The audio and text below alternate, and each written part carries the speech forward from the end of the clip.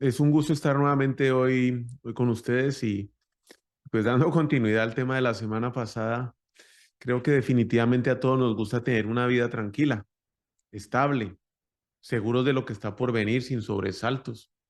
Nos gustaría poder planificar cada uno de los detalles, trabajar constantemente y sin descanso para poder lograr cada una de las cosas que planificamos y que anhela nuestro corazón y esperamos.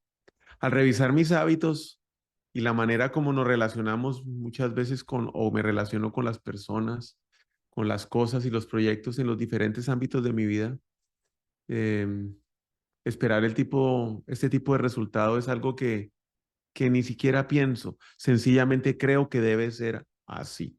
Lo planifico y entonces debe salir. Y hablando en mi caso particular, donde por muchos años desarrollé relaciones familiares, personales, laborales, realicé proyectos y negocios, inclusive actividades de esparcimiento como paseos, deportes o viajes familiares, siempre tenía presente estas tres letras en mi cabeza, el CBY. Sí, la letra C, la letra B y la letra Y. Ese es un acrónimo que aprendí desde muy pequeño y que fui desarrollando dentro de mí hasta que se llegó a volver como respirar. Lo aplicaba sin darme cuenta.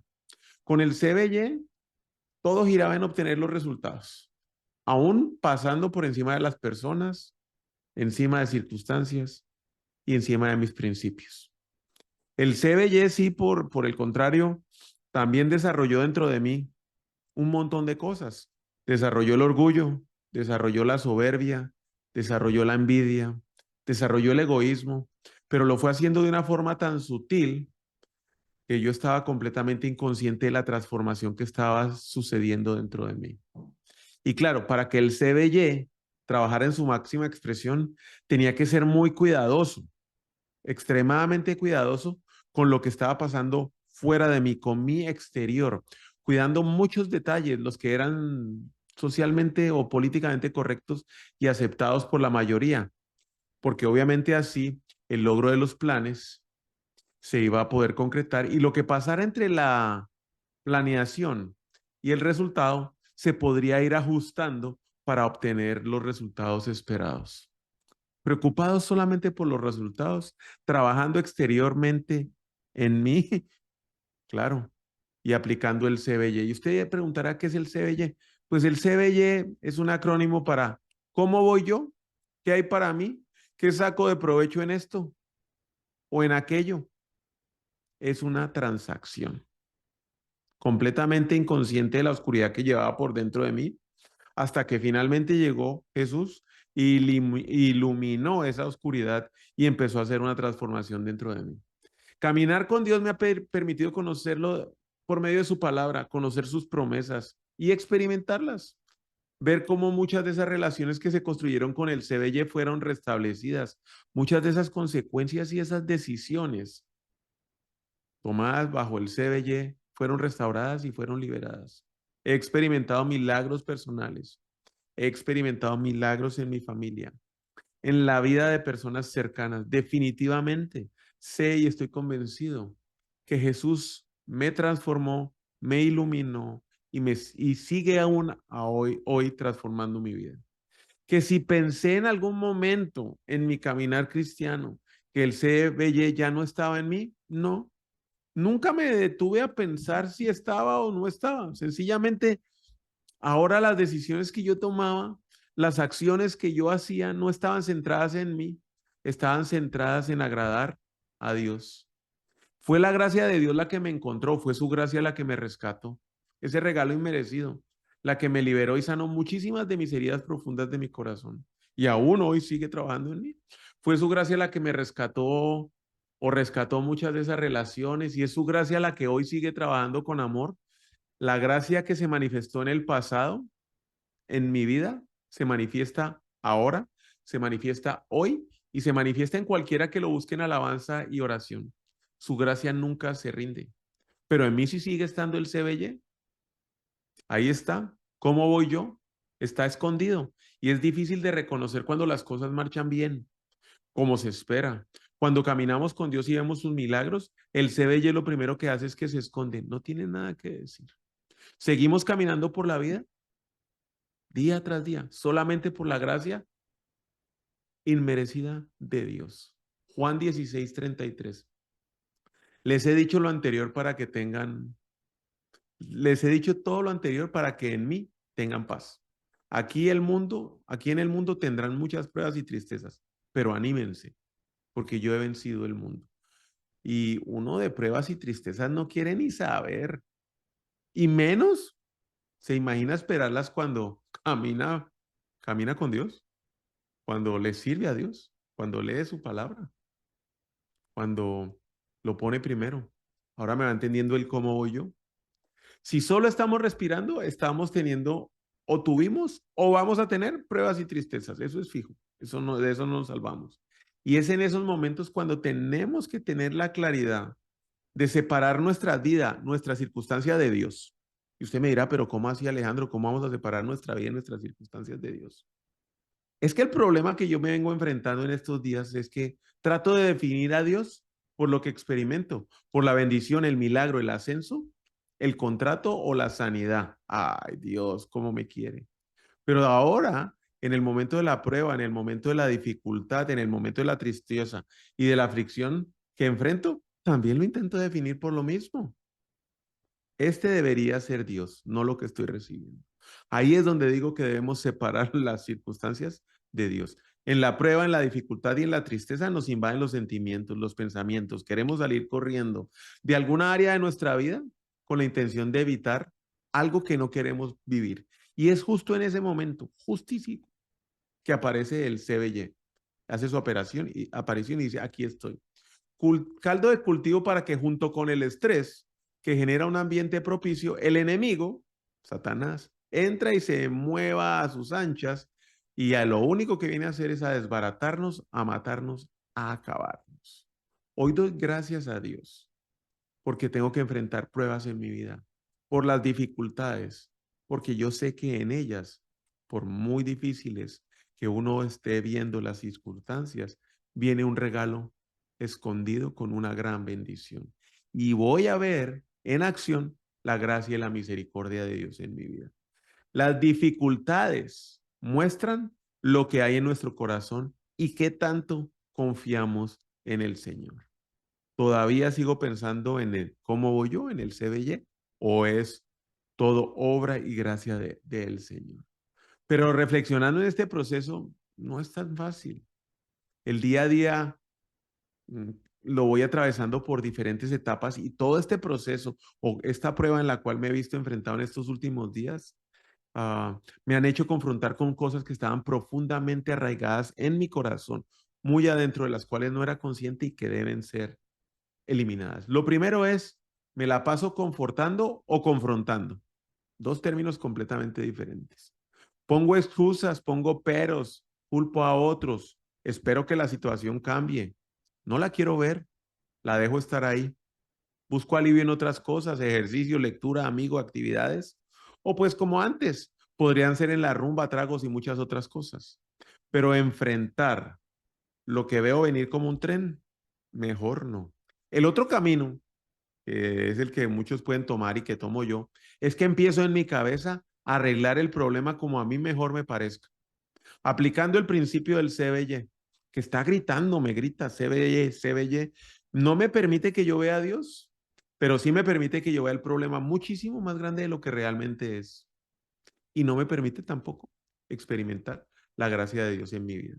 En cualquiera de estas dos acciones que puedo llegar a tomar, ¿sí? No creo estar enfrentando el problema. Sencillamente lo estoy confortando. Es más, el no querer verlo o el querer controlarlo dan una sensación de paz, dan una sensación de bienestar, me dan una sensación de alivio o consolación, pero en ningún caso me permiten ver la gracia de Dios obrando en mi vida. Y es que la gracia de Dios es la bondad constante de Dios. Nosotros rompemos las promesas, pero Dios nos perdona. Nos olvidamos de los compromisos, pero Dios aparece. Nos alejamos de Él, pero Dios se acerca a nosotros. Esa es esa gracia inmerecida. Lo segundo que en este proceso me ha llevado a hacer es buscar atajos, herramienta por excelencia del CBY, del cómo voy yo, qué gano aquí. Si corto camino si negocio mis convicciones, si uso el crédito, si no contesto, si mando a alguien a volar, si no enfrento el problema, si me salgo por la tangente y mi cabeza a 1000 por hora buscando cuanto atajo posible pueda yo encontrar. Para alguien como yo, que ha estado acostumbrado a vivir muchos años a punta de atajos, es muy fácil encontrar este tipo de atajos. Es el camino fácil, es el camino corto y es el camino rápido para salir de cualquier cosa que yo esté enfrentando ahora. Claro, antes pensaba, después miro qué hago con esa factura que el atajo traiga. Hoy ya no, hoy reflexiono. El atajo es ya poner en acción esos pensamientos de control que tenía antes que solo me confortaban. Ahora voy a empezar a caminar para alejarme de Dios e intentar resolver el problema por mis pistolas. Pero podemos estar de acuerdo en que todos nosotros alguna vez hemos elegido una ruta rápida, fácil para salir del problema. Y la verdad es que ese es un pecado profundo. La falta de voluntad para esperar, para confiar, para seguir el plan de Dios, nos lleva de una sola vez, sin pensar o reflexionar, a tomar el asunto por nuestras propias manos. Y la historia de Job, de Jacob, nos muestra el efecto de esos atajos. Génesis 25, 21, 23. Isaac oró al Señor en favor de su esposa porque era estéril. El Señor oyó su oración y ella quedó embarazada. Pero como los niños luchaban dentro de su seno, ella se preguntó, ¿esto va a seguir así? ¿Para qué sigo viviendo? Entonces fue y consultó al Señor y él le contestó, dos naciones hay en tu seno, dos pueblos se dividen entre tus entrañas. Uno será más fuerte que el otro y el mayor servirá al menor. Desde la concepción de Jacob, Dios ya le había dado una promesa para su vida. Como también Dios, desde el momento en que lo concibió a usted y a mí, dio una promesa para nuestra vida. Efesios 2:10. Pues somos la obra maestra de Dios. Él nos creó de nuevo en Cristo Jesús, a fin de que hagamos las cosas buenas que preparó para nosotros tiempo atrás. Pero Jacob no esperó. Hizo dos acciones para poder tener esa bendición antes del tiempo. La primera, apenas vio descuidado a su hermano con hambre, negoció un plato de lentejas para que de esa manera se quedara con la primogenitura de su hermano Esaú. Y lo segundo es que viendo que su papá ya iba a morir, se puso de acuerdo con con su mamá y engañó a su padre para recibir la bendición que era para Esaú, porque era el primogénito. Y ya sabemos la historia. Le tocó salir corriendo, le tocó escaparse para que Saúl, aún procesando lo que había pasado, no lo pudiera matar. Jacob se escapó rápidamente. Rebeca y Jacob consiguieron lo que querían, claro que sí, pero ¿a qué precio? Claro, se robó la bendición, pero su familia se desintegró. Deambuló sin hogar. Tuvo que huir por la vida. Su gemelo lo quería matar. Traicionó la confianza de su papá. Y además, nunca volvió a ver a su mamá. Perdió toda la prosperidad que había recibido de la primogenitura. Nada de rebaños, manadas ni posesiones. Su vida se volvió un caos miserable. La próxima vez que lo vamos a ver en la historia hoy es en una piedra como almohada. Jacob pasó de príncipe a perdedor en un solo día. Y yo sí creo que aquí todos nosotros, no sé si habrá alguna excepción, habrá tomado un atajo que le ha traído una factura. Tomó un atajo para lo que Dios ya le había prometido. Todo lo que tenía que hacer era esperar, pero no pudo, como muchos de nosotros tampoco.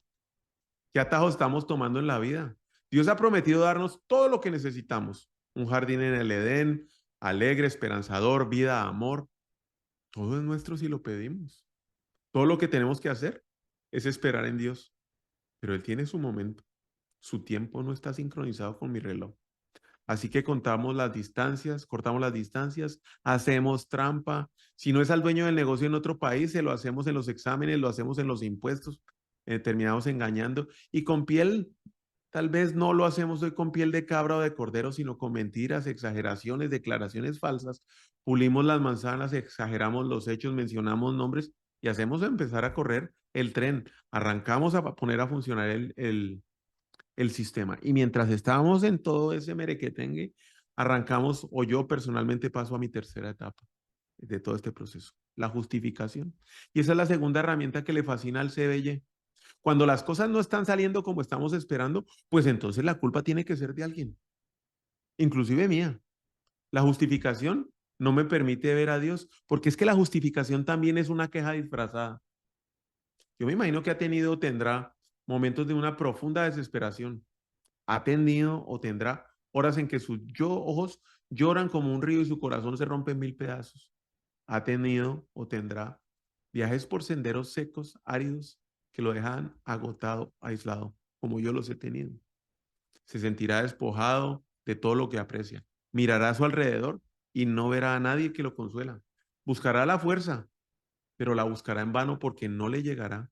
Sin embargo, en ese momento desolado, mientras se siente cerca a la lápida que se va a morir y está llorando, o bien en un bar, o bien en su dormitorio, o bien en su cuarto de oración, suspira. ¿Y sabe qué va a pasar? Dios se va a encontrar con usted. Y es en esos momentos de desesperación, cuando dejamos la autojustificación a un lado, que lo vamos a sentir y lo vamos a ver como nunca antes. Es mejor no estarse quejando de las temporadas estériles o difíciles, porque en la desolación vamos a encontrarnos con Dios. Allí es, en ese momento de quiebre, de humillación, de debilidad y sin fuerzas, que nos encontramos en la presencia de Dios. Y a Jacob le pasó, como estoy seguro que a más de uno de nosotros. Jacob era el nieto del varón, el más poderoso, hijo de un aristócrata, perdón. Si hubiera vivido hoy tendría una mansión, había sido criado y mimado por sirvientes, educado en las mejores escuelas, universidades, carro, beca, teléfono celular del año, viajes, tenía todo lo que necesitaba. Pero de un momento a otro ya no tenía nada. Tuvo que correr por su vida y de repente completamente solo. En los 2 primeros días de viaje tuvo que caminar 68 kilómetros desde Berseba hasta Betel. Y en la tarde del segundo día, cuando ya el sol se estaba poniendo sobre un pueblo que se llamaba Luz, se tuvo que detener a pasar la noche. Génesis 28:11. A la caída del sol llegó a un buen lugar para acampar y se quedó allí a pasar la noche. Jacob encontró una piedra donde reposar su cabeza y se acostó a dormir. El hombre dormía en almohadas de pluma y su acelere, sus atajos y su justificación lo llevaron a dormir con una almohada de piedra. Y aún así, estando así y ciego por la justificación, él no tomó ninguna decisión.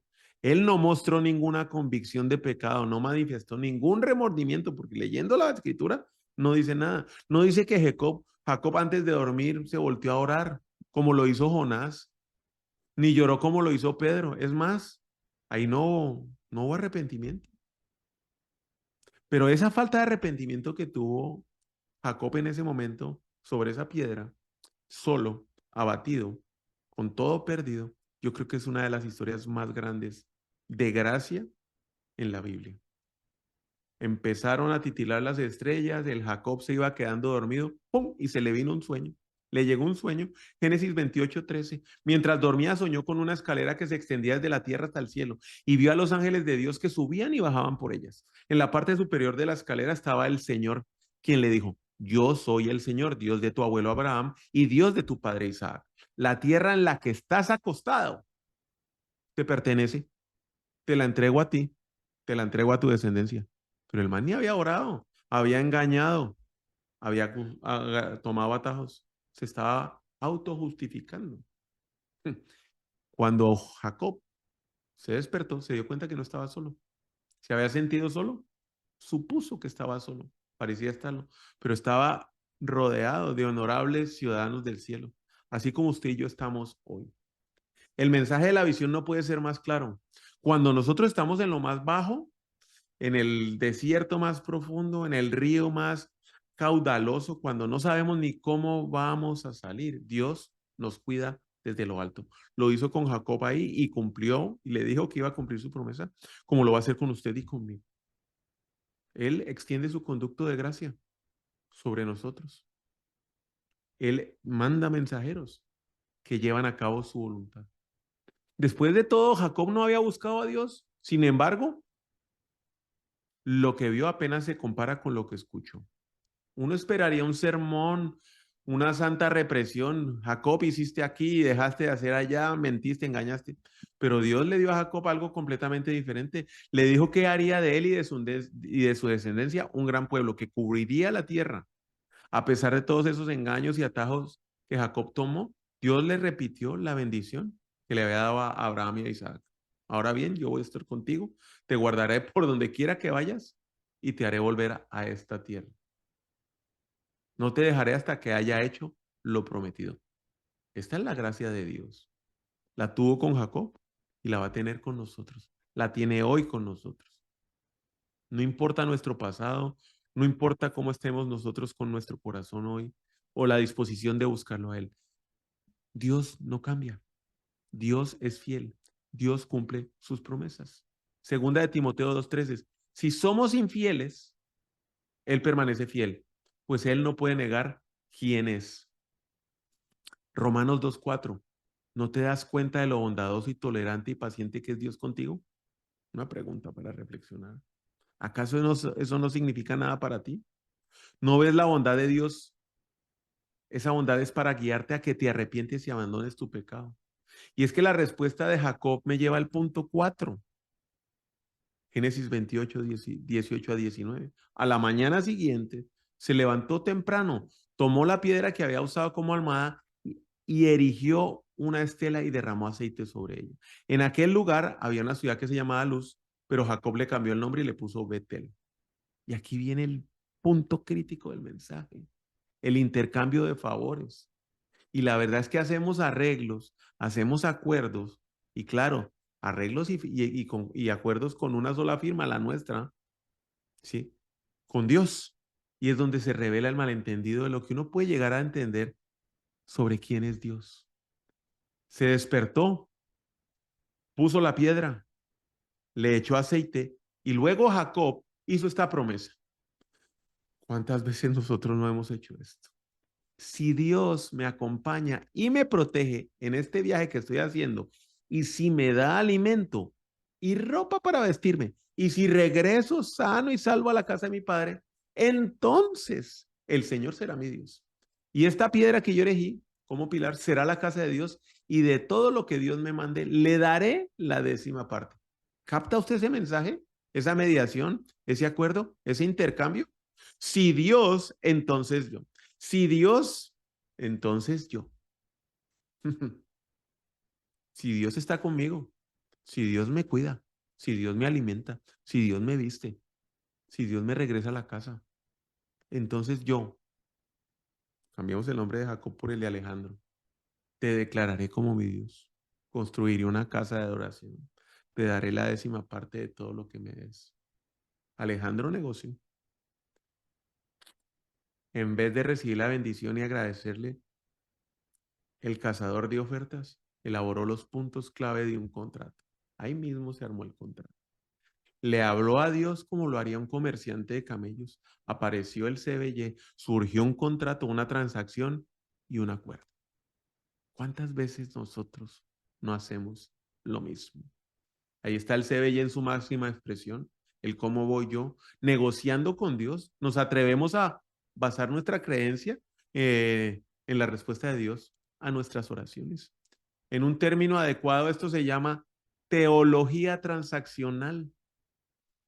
Presupone que si nosotros encontramos con Dios, presupone esa teología que nosotros nos encontramos en igualdad de condiciones con Él, que Él tiene lo que yo quiero y yo tengo lo que Él quiere. Entonces llegamos a un acuerdo. El señor A.W. Tozer escribió, si por nosotros fuera, tendemos inmediatamente a reducir a Dios a términos manejables. Queremos llevarlo a donde podamos usarlo, o al menos a saber dónde está cuando lo necesitamos. Queremos un Dios que podamos controlar en alguna medida. Cada vez que sugerimos que controlamos los dividendos espirituales de Dios, que Dios es un genio que espera porque frotemos la lamparita, que Dios es el cajero automático que dispensa cuando metemos el PIN correcto, que es el hada del cielo, que tiene una obligación que hacernos, lo que queramos, que hemos llegado a un acuerdo con él, ¿sabe a dónde estamos? Al borde de una herejía.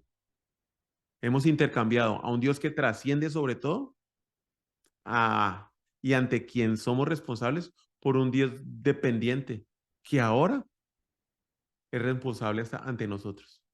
Una fe transaccional. Revise hoy sus oraciones, porque las mías estaban yéndose por ese camino. Afirmarse claramente y entender profundamente que aquí no hay intercambio. Nada, nada de intercambio retributivo con Dios. Él no es un vendedor ambulante, no es un mercader pulguero, no hay ojo por ojo, esto por aquello, ni nuestra parte por la parte de Dios. No, Señor. Mateo 6:9 nos recuerda cómo se debe orar. Padre nuestro que estás en el cielo, que sea siempre santo tu nombre. Dios es único, diferente y separado. E insisto en esto, porque sé que le agrado a Dios como su hijo, pero es que no soy como él. A él no le afecta la gravedad de mis problemas, el dolor de la tormenta, ¿no? La economía se va a acabar o no se va a acabar, no lo desconcierta. El clima tampoco le molesta. A él las elecciones no lo definen. La enfermedad no lo contagia y la muerte no puede reclamarlo. Él está encima de todo eso. ¿Y dónde estamos nosotros? Salmo 83:18. Entonces aprenderán que solo tú te llamas Señor, que solo tú eres altísimo, supremo sobre toda la tierra. Nuestro mundo, nuestros problemas le caen en el dedo de la palma, de la mano. Nuestro universo entero se lo puede poner en la palma. Él es santo. Él llena el cielo y la tierra como un balde que se sumerge dentro del agua, dentro del océano, y se llena con agua. Dios no es contenido, Él contiene todo. Dios no existe por ni para nosotros. Nosotros sí por y para Él. Dios no existe para darle mucha importancia a Alejandro. Alejandro existe para reconocer la importancia de Dios. Al reflexionar esto, podemos apreciar la locura de creer que tenemos algo para ofrecerle que Él no tenga o que le haga falta. Recuerde que al iniciar el proceso, en la mitad de la tormenta o al salir de la tormenta, confortándonos, buscando atajos, justificando o intercambiando favores con Dios, solamente nos aleja de Él y de su gracia y caemos en un terreno fértil para el enemigo. Yo seguiré caminando día tras día sabiendo que Dios está conmigo, que sin importar las circunstancias que estoy enfrentando o que enfrente mañana, Dios es Dios y se va a cumplir su voluntad y que mi única obligación es estar aquí para honrarlo, alabarlo y servirlo. Y sé además que no me dejará. Y para terminar, vamos a terminar orando con el Salmo 103, 8 al 14 y recordando quién es Él. El Señor es clemente y compasivo, lento para la ira y grande en el amor. No sostiene para siempre su querella, ni guarda rencor eternamente. No nos trata conforme a nuestros pecados, ni nos paga según nuestras maldades. Tan grande es su amor por los que le temen, como alto es el cielo sobre la tierra. Tan lejos de nosotros echó nuestras transgresiones, como lejos del oriente está el occidente. Tan compasivo es el Señor con los que le temen, como lo es un padre con sus hijos. Él conoce nuestra condición. Él sabe que somos de barro. Señor Jesús, te doy infinitas gracias porque a través de este proceso he podido escarbar en mi corazón y darme cuenta de cosas que aún estaban guardadas que no te agradan. Me rindo ante ti, te reconozco como mi Rey, como mi Señor, como mi Salvador. Y las circunstancias que yo viva hoy, difíciles o las que viva mañana, que sean de bendición, no cambiarán quién eres tú para mí. Tú sigues siendo mi Rey, tú sigues siendo mi Señor, tú sigues siendo mi Salvador. Doy infinitas gracias por tu misericordia y por tu gracia inmerecida en mi vida. Bendigo a cada una de las personas que hoy escucharon este mensaje y los que la escucharán después sobre cualquier plataforma digital. En el nombre de Cristo Jesús. Amén. Les deseo una excelente noche. Dios los bendiga. Nos vemos la próxima semana. Feliz noche a todos. Gracias.